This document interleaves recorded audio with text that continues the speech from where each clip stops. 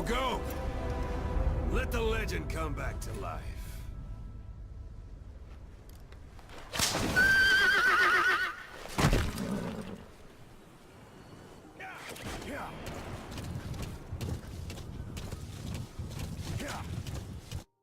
The final chapter of Kojima's legacy, Metal Gear Solid 5, was one of the most anticipated games of 2015, touted as The Missing Link by Kojima. And while it may have disappointed on the story front, this is by far some of the best gameplay in a video game, all wrapped up in a story that, while not perfect, definitely is good. Metal Gear Solid 5 takes place in 1984 during Russia's invasion of Afghanistan. Chronologically, it takes place between Peace Walker and the original Metal Gear on the MSX. And while some may question the necessity of this story, it recounts the tale of the boss's conversion to become the man he is in Metal Gear. Many consider the story to be weak, especially for Metal Gear standards, and while I agree the story isn't perfect, it still is good. Many people cite the fact that its impact on the Metal Gear lore is minimal, and while that may be true, it's important in a more emotional fact rather than a physical sense. It tells us how Big Boss changed from the patriotic hero in Metal Gear Solid 3 to the leader of Outer Heaven in Metal Gear. So yes, its effect is minimal, it still makes you think about the boss. The fact that the Big Boss's dialogue is minimal was an intentional choice to represent the internal war within the boss. This is not the missing link as Kojima touted, but the story is still important as a character builder for Boss and even Ocelot and Kazuhira. The twist at the end of the game also helps fill in one of the plot holes in the series. However, despite this, many story pieces are completely left wide open. Many characters seem to have more story to them, but are left untouched, such as Ellie. We later learned about the cut 51st mission, and that would have solved these problems, but it still sings. Another problem is that it feels like huge chunks of the story are placed behind cassette tapes, and while these tapes are nice to listen to when traveling between points, it's surprising the amount of information placed into these tapes. I wonder how many players haven't been able to hear this information because they just don't listen to the tapes. So while the story may not be perfect, the gameplay is the best in the series. The game controls beautifully with an engaging gameplay system that gives you the perfect amount of freedom. The game gives you the tools, but you decide how to use them. This allows for any playstyle of your choosing. Going after this philosophy of choice, Mother Base, your base of operations, allows you to build items to use in the field. By acquiring new personnel from the field using the floating recovery system, you can make certain departments bigger, which allows for new items or abilities.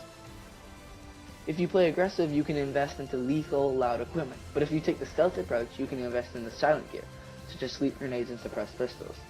It's this freedom that truly defines Metal Gear Solid 5.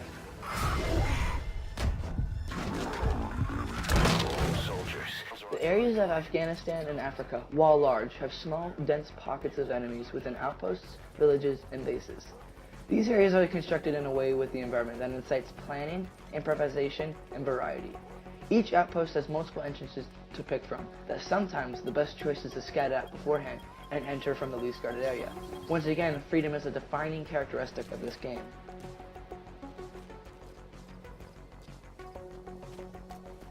Another aspect of choice is the buddy system. Throughout the game, buddies are unlocked with unique characteristics and traits. These range from D-Dog to D-Horse to Quiet. These buddies all have pros with them that whenever you pick one, you feel like you're missing something else. When I pick D-Dog, I have his ability to sniff out enemies, but I miss D-Horse's mobility or Quiet sniper skills. These buddies can help suit your playstyle with unlockable abilities such as attacks.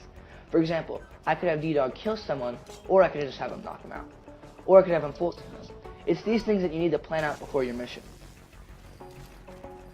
This philosophy of choice is perfectly illustrated in the boss fights. While not the best in the series, they provide a multitude of ways to beat them. After beating the game, I was talking to a friend about some of the boss fights, and to my surprise, I learned he beat them completely differently than I did.